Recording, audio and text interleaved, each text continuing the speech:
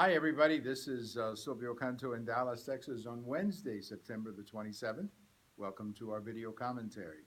I have a post at the American Thinker this morning where I talk about the backlash on the NFL. The fans are very angry about what happened in the NFL this Sunday, and you're seeing the backlash from coast to coast. You're seeing, for example, the television ratings down, sales of merchandise are down. I mean, there's a real backlash going on, and I think it's going to go on for a while. It's going to go on for a while, and I think the owners have got to start taking it very seriously. And my guess is that most of them will. I also, in my American Thinker post, I make some recommendations to the NFL Players Union, and I simply say, you know what? In order to show the fans that you're serious about some of these issues that you are raising, why don't you get involved in these different communities? For example, if you're concerned about racism, if you're concerned about crime, if you're concerned about the quality of life, why don't you do something? Get proactive. Maybe buy some scholarships for some young men and women who are currently stuck in many of these inner city schools. Why don't you go down when you're not playing, of course, go down and talk to the young men in the communities about the responsibilities of being a good young man, a good person, and of course the responsibilities of being a father, which is a real problem right now in many of these African American communities. And they need to get proactive. I think that's the point I'm making in my post. Get proactive so that you can connect with the fans again and stop these protests that, frankly, are just turning off the fans. I think overall, though, what you're really seeing in this NFL, whether it's on the field or whether it's in the college campuses with the breakdown in discipline, I think what you're seeing is this is what happens.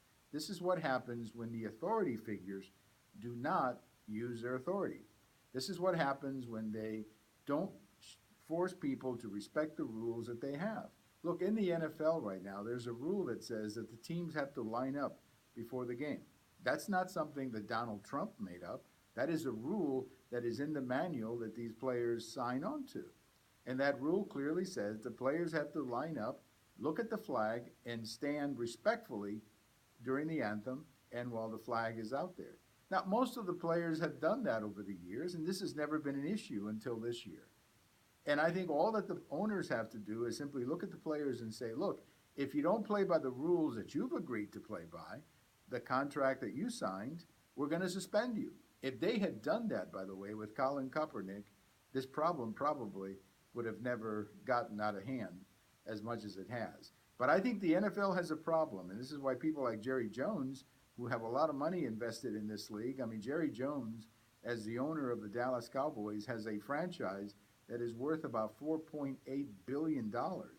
When you've got that much money on the table, you're not going to mess around with it. And you certainly don't want a backlash from the people who buy your merchandise and watch your games and make you rich and wealthy like that. So I think you're going to see a lot of owners here come to their senses and maybe begin to enforce the rules that they already have. As I say, they don't need any new rules. They already have rules about standing up and lining up before the national anthem. And as I wrote in my American Thinker post, my message to the players is if you've got a beef with what's going on in the country or this or this or that, well, get proactive. Don't just protest. Do something about it. Put your money down, devote your time and try to fix some of these problems that are real. Nobody's denying that. But sitting there protesting during the national anthem is not going to get you anywhere except the backlash from the fans that you're seeing right now. We have all of these documentaries or video commentaries, I should say, over in YouTube. We also put them on Twitter, and we have them on my blog.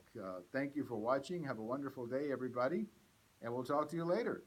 It's still summer here in Dallas, or it feels like it, but, not as much as it did a week ago. Bye, everybody. This is Silvio Canto. We'll see you later.